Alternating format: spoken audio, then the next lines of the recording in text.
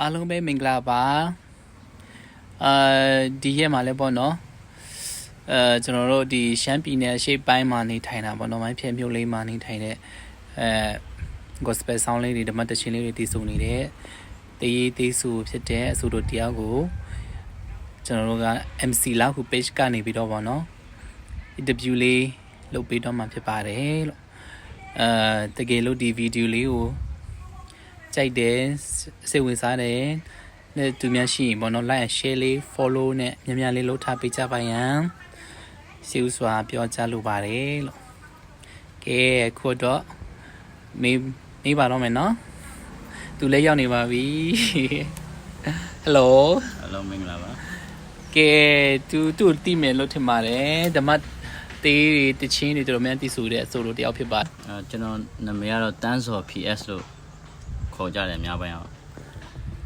ဘယ်မှာနေလဲမသိဘူးစာတိမိုင်းဖြတ်ပေါ့စာတိကဖေမေနာမည်ဘယ်လိုခေါ်လဲမသိဘူးအဖေနာမည်ကတော့ဥပီလုံးအမေနာမည်ကတော့တော့ချိုပေါ့ဘာလူမျိုးဖြစ်လဲမသိဘူးကျွန်တော်ကရှမ်းအခါကပ်ပြလူမျိုးအခုလက်ရှိပေါ့နော်ဒီအနုပညာနဲ့ပတ်သက်ပြီးတော့ပေါ့နော်ဓမ္မတချင်းတွေနဲ့ပတ်သက်ပြီးတော့ဘယ်လိုတွေဘယ်နှပို့လောက်ဆိုခဲ့ပြီးပြီလဲပြီးတော့ဘယ်နှပို့လောက်ရေးပြီးပြီလဲပေါ့နော်ဓမ္မတချင်းကျွန်တော်ဆိုခဲ့တာကတော့9ပုတ်9ပုတ်လောက်ရှိမယ်ကျွန်တော်ရေးထားတာတော့အများကြီးရှိသေးတယ်ဒါပေမဲ့တချင်း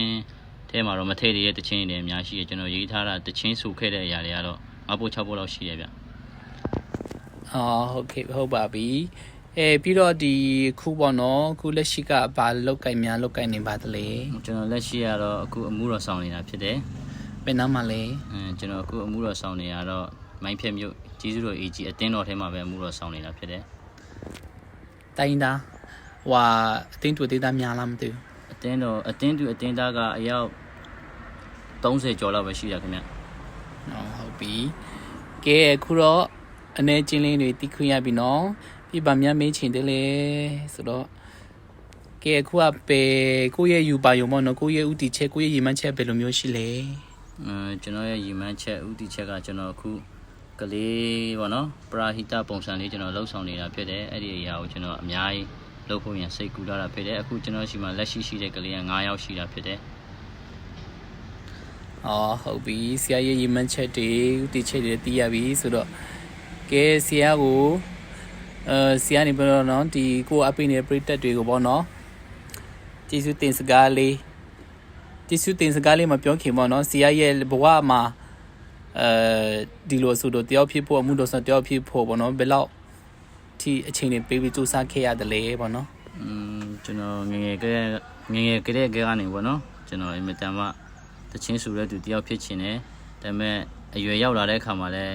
ကျွန်တော်ထင်ထားတဲ့လောက်မဖြစ်လာဘူးပေါ့နော်ဒါပေမဲ့ကျွန်တော်အခုလက်ရှိမှာတော့ဖះကျေးဇူးတော်ကြောင့်ပေါ့နော်အနေငယ်တချင်းလေးဆိုခွင့်ရတယ်နော်ဖះကျွန်တော်အသုံးပြုတယ်ဆိုတဲ့အရာကျွန်တော်သိရှိလာတာဖြစ်တယ်ဟုတ်ပြီဒါနဲ့ပတ်သက်ပြီးတော့ဒီဖြစ်ပေါ့နော်ဝတ္တနာပါတဲ့အလုတ်ကင်တွေကဝတ္တနာပါတဲ့အကစားတွေကရောဘာတွေများဖြစ်နိုင်မလဲကျွန်တော်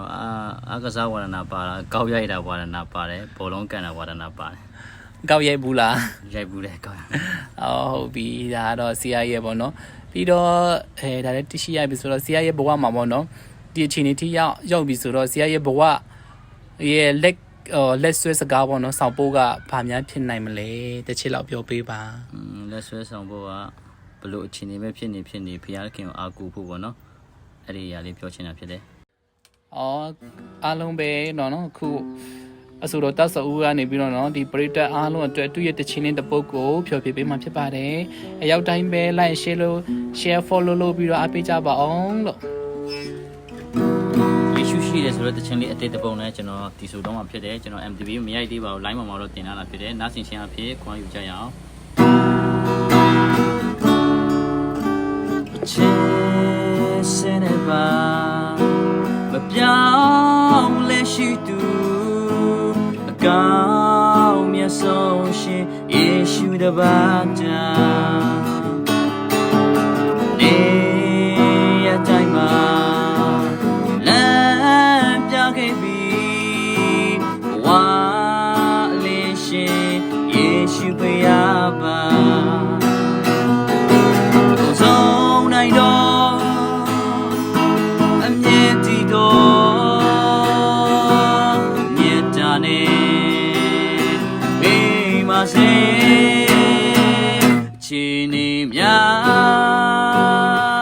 ဘလို့ပဲရှိစေဒီမှာတွေလားငါတို့နဲ့တူဘယ်လိုရမြကစီထားစေရင်ဆိုင်နိုင်ဖို့ခွန်အားပေးသူယေရှုရှိတယ်အားလုံးကျေးဇူးတင်ပါတယ်ဘုရားရှင်ကောင်းချီးပေးပါစေ ကိုလည်းရေးတဲ့တခြင်းပါနော် ကျွန်တော်ညီရေးပေးထားတယ်ကျွန်တော်ဆိုထားတဲ့တခြင်းပေါ့ညီလေးရေးထားတယ်ကျွန်တော်ဆိုထားတဲ့တခြင်းအတစ်တစ်ပုတ်ပေါ့ ကဲအားလုံးပဲနားဆင်ရပြီဆိုတော့ကျင်းနာအားရလိမ့်မယ်လို့မျှော်လင့်ပါတယ်ကဲပရိသတ်များအားလုံးအတွက်ကိုယ့်ရဲ့ကိုယ်အပင်ရဲ့ပရိသတ်များအားလုံးအတွက်ပေါ့နော်ကျေးဇူးတင်စကားလေးကိုပြောကြားပေးပါအောင်လို့ ကျွန်တော်တည်တဲ့သူရှိတယ်ကျွန်တော်မတည်တဲ့သူတွေလည်းအများကြီးရှိတာဖြစ်တယ်ကျွန်တော်တခြင်းလေးအကယ်၍တင်တဲ့အခါမှာနားထောင်မိတဲ့သူရှိတဲ့သူရှိမှာပါအဲ့ဒီကျွန်တော်ကိုတည်တဲ့သူအရောက်တိုင်းကိုလည်းကျေးဇူးတင်တယ်ကျွန်တော်မတည်တဲ့သူတွေအားလုံးကိုလည်းကျွန်တော်ဟာကြည်ချင်းအဖြစ်ကောင်းကြီးခံစားရမှာလို့ကျွန်တော်မျှော်လင့်တာဖြစ်တယ်အရောက်တိုင်းကိုကျေးဇူးတင်တာဖြစ်တယ် ကဲအားလုံးပဲပေါ့နော် MC လာခု page ကနေပြီးတော့ခုဖြည့်သွားတဲ့ဆိုတော့တက်စောဦးဟိုပေါ့နော်ကျေးဇူးအများကြီးတင်ပါတယ်လို့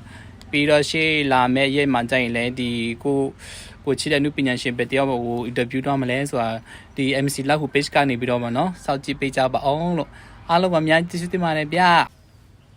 May God bless you all